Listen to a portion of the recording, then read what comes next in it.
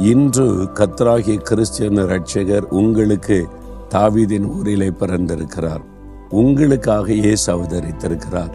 உங்களுக்காக இயேசு பிறந்தார். இதுதான் நற்செய்தி. இந்த பகுதி இருக்குல்ல, இப்போ நான் இருக்கிற இந்த பகுதியில் ஒரு ஆலயத்தை பார்க்குறீங்க. இது மேய்ப்பர்கள் மந்தையை மேய்த்து கொண்டிருந்த ஒரு வயல்வெளி.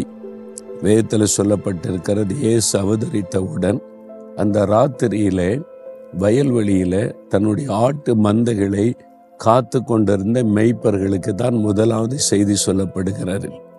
தேவதூதன் அங்கே தோன்றுகிறான். பெரிய வெளிச்சத்தை பார்க்குறாங்க. அவங்க பயந்து திகைத்து என்னதோ என்று பார்க்கும் பொழுது ஒரு செய்தி சொல்கிறான், பயப்படாதுங்க, எல்லா ஜனத்துக்கும் மிகுந்த சந்தோஷத்தை உண்டாக்கும் நற்செய்தியை நான் பரலோகத்திலிருந்து கொண்டு வந்திருக்கிறேன். எல்லா ஜனத்துக்கும் சந்தோஷத்தை உண்டாக்குற நற்செய்தி. பார்த்தீங்களா? அந்த வார்த்தையின்படி தான் இன்றைக்கு இந்த கிறிஸ்மஸ் பண்டிகையில் அமெரிக்காவில், கனடாவில், இங்கிலாந்தில், ஆப்பிரிக்கா நாடுகளில், ஆசியாவில், எல்லா தேசத்திலும், பூமி எங்கிலும், உலகம் எங்கிலும் இருக்கிற மக்கள் சந்தோஷமாய் மகிழ்ச்சியோடு கூட வாழ்த்தை சொல்லி கொண்டாடுகிற ஒரு நாளாக இது இருக்கிறது. அதைத்தான் தேவதூதன் சொன்னான், எல்லா ஜனத்துக்கும் சந்தோஷத்தை உண்டாக்குற நற்செய்தி. என்ன நற்செய்தி அது? உங்களுக்காக இரட்சகர் பிறந்திருக்கிறார். இன்னைக்கு உங்களுக்கு நான் சொல்லுகிறேன், எனக்கு அருமையான பிள்ளைகளே, பயப்படாதங்க.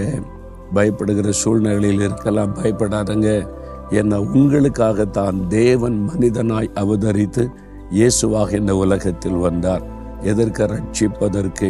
பாவத்திலிருந்து, சாபத்திலிருந்து, பயத்திலிருந்து, ஒரு நெருக்கத்திலிருந்து, உபத்திரவத்திலிருந்து நம்மை ரட்சித்து சந்தோஷத்தை கொடுப்பதற்காக அவர் மனிதனாக அவதரித்தார்.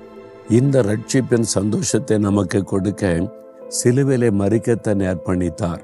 அவர் பிறப்பதற்கு முன்பாகவே அவர் எப்படி பாடுபட்டு சிலுவையிலே மரித்தார் என்பது வேதத்தில் எழுதப்பட்டிருக்கிறது. ரொம்ப ஆச்சரியம் இல்லை?